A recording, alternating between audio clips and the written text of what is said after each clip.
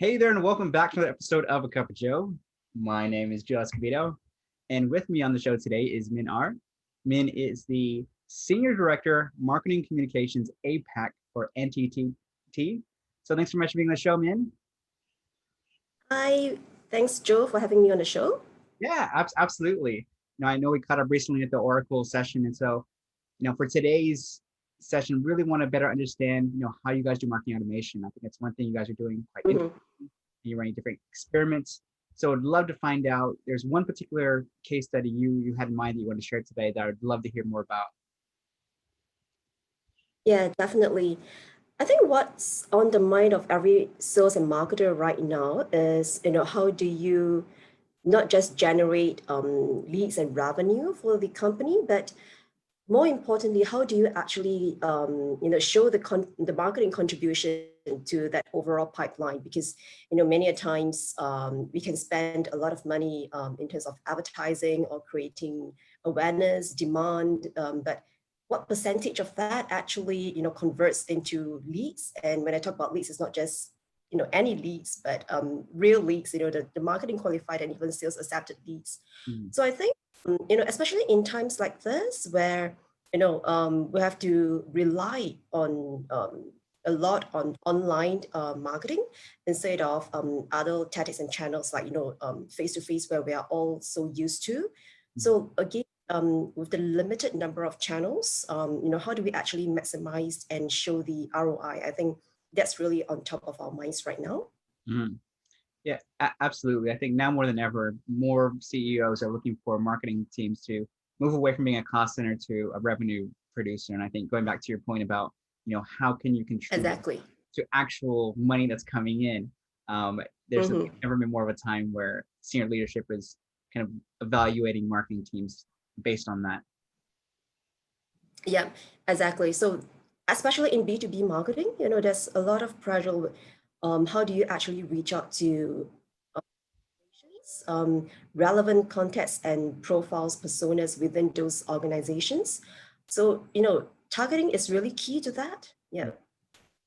Yeah, no, absolutely. And you mentioned there are so many different, online channels you could be using. I'm curious, why are you guys focusing on marketing automation besides, things like targeting? Yeah. So it really depends on who the target audience is, and obviously it boils down to what are you trying to sell or promote. For us at NTT, well, system integrator, so we deal a lot with technologies with B2B companies. So our primary focus is actually in the technology leaders, the IT managers, the directors traditionally, but we know that as we move the model towards users understanding the client's behavior, customer experience, you're not just selling to the IT side, but the users of the technology as well, or the services. So that could be marketing itself, or even the HR functions or finance. So having to understand that user behavior and the overall customer experience is really key. That helps to formulate, the type of content, the channel, the media that you want to reach out to.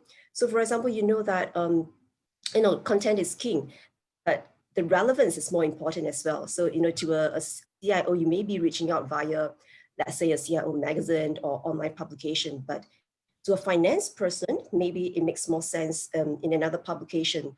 So having that knowledge is definitely important, as well as how do you actually, craft your message. When you talk to a finance person, you're talking about the budgets, the ROI, how do you reduce cost, versus, the different types of outcomes that the particular user is actually looking for. Yeah, no, it sounds like there's two specific points. One of which is how do you get that knowledge about the customer experience, and the second is how do you, use that information in your messaging and your content. So for the first one, how do you actually, find out more about how the users, their experience with your products and services? Mm. Yeah, so definitely in my organization as well, we have the finance, the different users. So talk to them, understand what they are actually looking for in their whole entire business processes. How do they actually um, what are key challenges that they have. And obviously, talk to sales, because marketing and sales do not work in silo. You have to work hand in hand. Sales obviously, client facing. So they have a lot of meetings with their clients to know what exactly are the challenges. So I would say, for marketing, do not just sit in the ivory tower, come up with your own messages, content, and assume that this is what your users or your clients are looking for.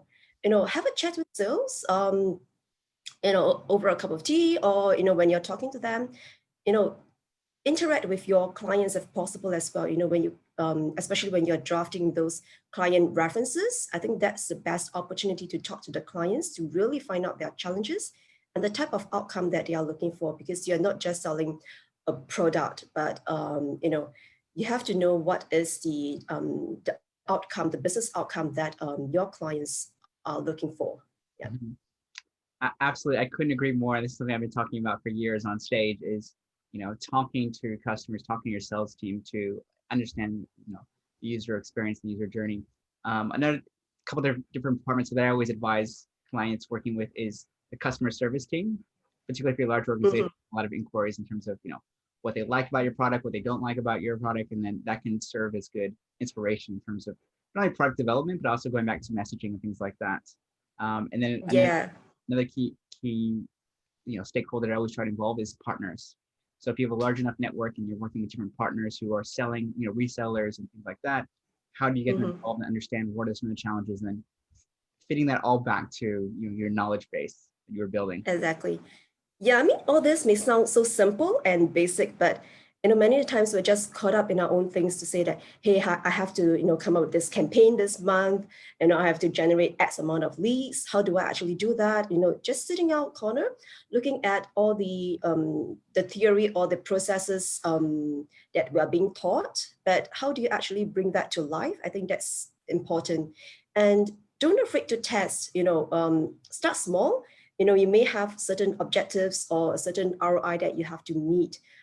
Use the existing data that you have. You have a lot of client data within your BI, your data warehouse. So how do you actually extract that?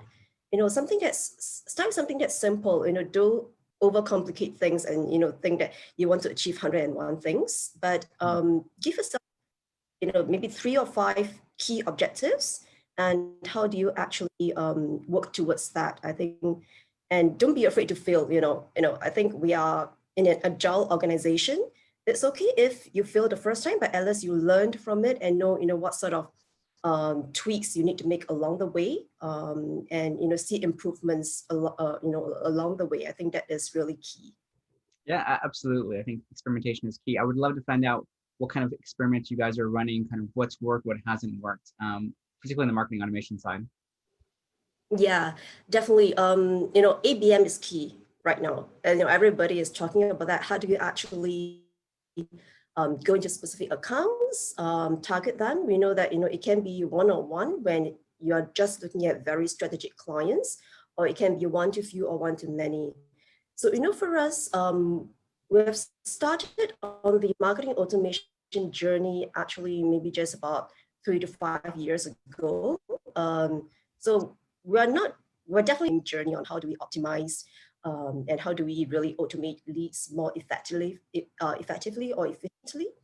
But with implementation of the the software, the systems, it definitely helped us to be able to track the leads from an end-to-end processes. From how the source of the lead all the way to the handing off to sales in SFDC, and looking at the sales behavior of how they convert the leads, or do they reject or recycle the leads.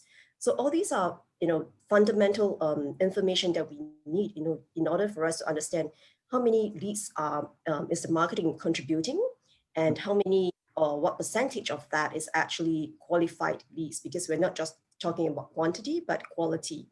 So I think that's the step that we have achieved as an organization towards revenue marketing. So the next phase is really looking into ABM. So we have contacts and clients within our database. So how do we segment them into different so-called client segmentation?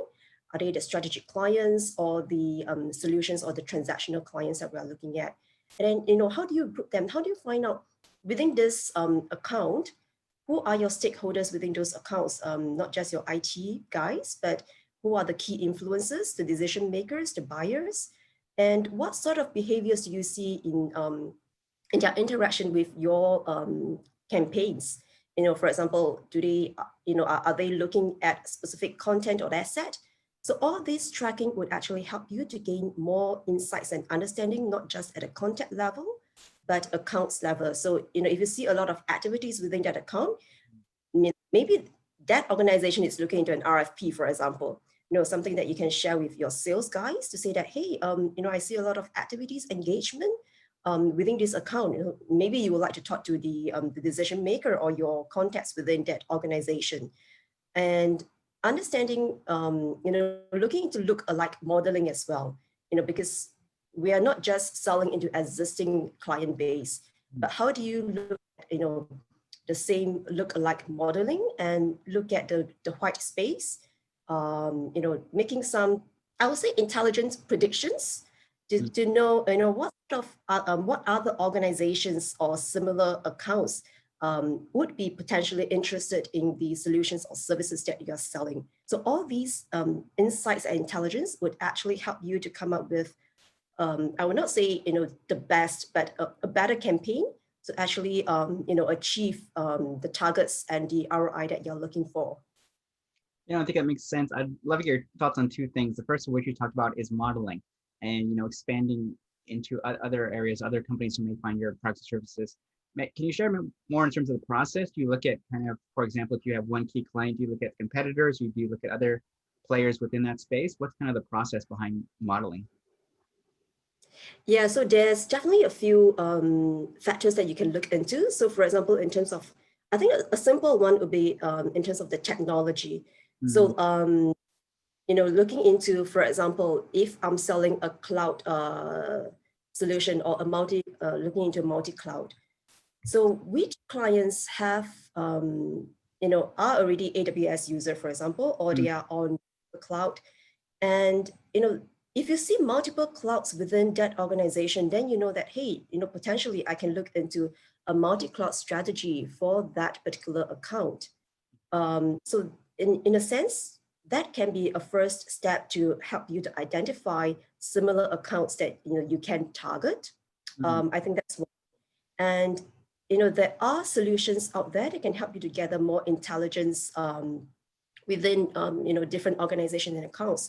So for example, which organizations or which companies are actively participating in cloud-related, exhibitions or events?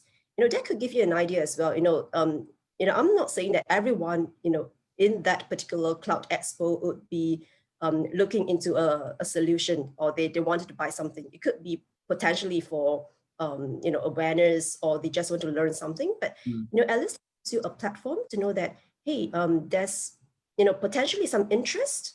If I go into a cloud expo, definitely I'm interested in cloud. I'm not looking for another solution. So, things like that signals would give you a pretty good indication of potentially what this particular client is looking for. Yeah. Okay, got it. So in this example, looking at it by technology used. So you talked about if they attend a particular event, if they maybe interact with a piece of content. I'm guessing you have conversations with them, or you feel they're on your, AWS, for example. Case studies or examples that could be one list. Okay, that makes perfect sense. And then the $1 million question I'd love to get your thoughts on, and this is the tough one, is you talked about, some people, just because they attend an event or they download, they sign up for your newsletter, doesn't necessarily mean that they are ready for a solution. They could be, just wanting to learn about. So for example, if I want to learn about cloud solutions, I'm not necessarily looking to, get anything right now, but it's something I'm interested in. How do you gauge the level of intent? There are things like lead scoring and stuff like that. But let's say that, for example, I download a lot of ebooks, white papers, webinars.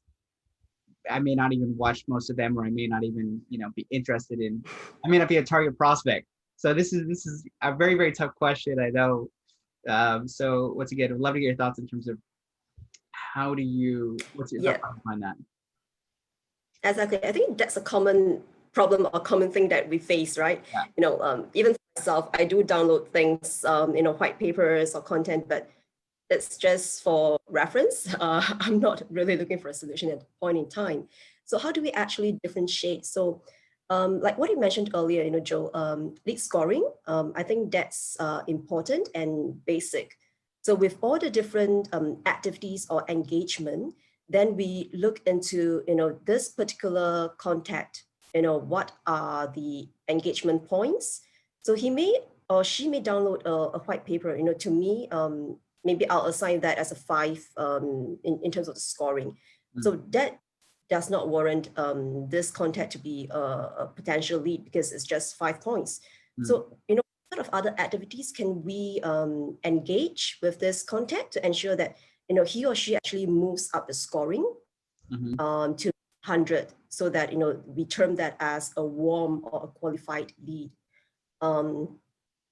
So whenever you get a potential lead into your marketing system, then you need to understand and be able to do a lead nurturing, to keep warming the leads, because it's not just a one touch. You don't get direct inquiry into your web contact form and say that, hey, I'm looking into this particular product, please contact me. Very often you don't get that. So how do you actually reach out to those leads actively to warm them up, let them know a bit more about the solutions, and maybe they do have challenges, within the functions, and they may, be looking for a solution, let's say 3 or 6 months down the road. So how do you keep feeding them different content at different point in time? The buyer's journey, I think that's important to know. And then slowly, how do you score them? When they reach a certain score, I think it's time to really look into the engagement history, the activities, and say that, is this really a qualified lead, or, maybe the score adds up because he or she has been downloading white papers almost every month. So, this data would help you to make a better information decision as to how you want to proceed with that lead. Yeah, that very, very good point. I think this is going back to nurturing. Something my clients are debating right now is in their minds, there's 2 ways of looking at it. There's, you look at action based, or you look at funnel based nurturing. So for example, they take this action and they get this and so on. The other approach they're looking at is, first is intent based. The second is kind of interest based. So based on, for example, they like this, then they would get this topic around cloud solutions and so on. So it's kind of a sequence based on their interest rather than based on the action they take. So I'd love to get your thoughts on kind of where do you sit in the fence, or do you think it's a combination of both really? Yeah, correct. So we work on a 2x2 matrix, like what you mentioned earlier as well, looking at the interest, the intent, and the activities. So, we'll give them scoring according to, let's say, the interest, the activities, as well as the importance of a certain asset. So for example, I'll give more score to someone who say, yes, I'm interested in a demo, versus someone who just downloaded a white paper. That will give, a good look at, what is the difference in terms of their activity. Then look into leads aging as well. So for example, if that lead hasn't been engaging with you for, let's say, 6 months, then, we will deduct some points or scores because no interest within this 6 months. So maybe it's time to look into re-engaging that lead again, different activities. And that's where, like what I mentioned earlier, lead nurturing, because we are not just doing demand gen every time. There's only a certain amount. Yes, you can start with a demand gen campaign, but out of the 100 leads that you get from the demand gen campaign, they are not all warm or qualified leads. So how do you slowly nurture them until a stage that, yes, I'm ready to pass this off to sales for a follow-up? Yeah, that's exactly the question I was going to ask you next, is when do you know when to pass over to sales? There's obviously looking at a score. If they hit, for example, 100 points, then you would send them over to sales. Once again, I'm going to play the devil's advocate. I think for me, I tend to I'm on a lot of newsletters, and sometimes I'll get message from salespeople and saying, hey, I noticed you downloaded this ebook. Would you like to find out more about our services? And so for me, I generally don't, respond to a lot of those, but I'm wondering, like, when is the best time, or it's very, very difficult to know the exact time, so you never really know. But Yeah. when do you think is a good time to pass them over to a salesperson?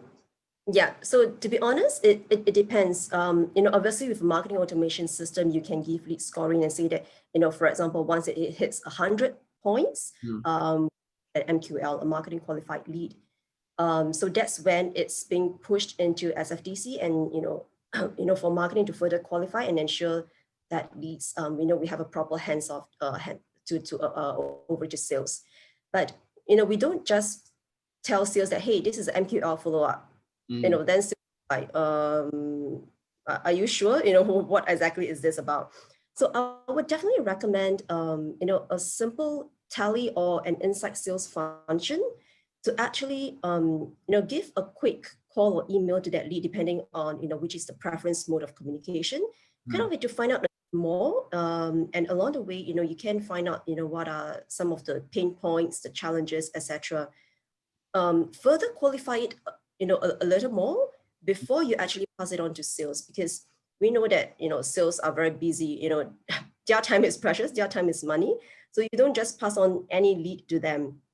So, instead of passing on 100 leads, you may just want to have a quick qualification, simple qualification, and maybe just funnel that down to the top 5 or 10 to ensure that, this is of quality and not quantity. And I think, sales would appreciate that.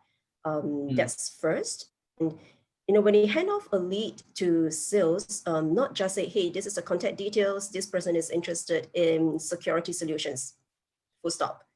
But, because of all the data and insights and analytics that we gather from the marketing automation system, I think it's only fair that you share such details with sales as well. He's saying that, this person is qualified because he has done XYZ, over the past few months. These are the areas that he's looking into. So, at least that forms some conversations for sales, to engage that particular contact, not just a cold call, because we don't like cold calling. I'm sure, Yeah. you have a lot of calls from banks say that, hey, are you interested in a credit loan, and things like that. Oh my gosh. But, no, I'm not interested. Bye.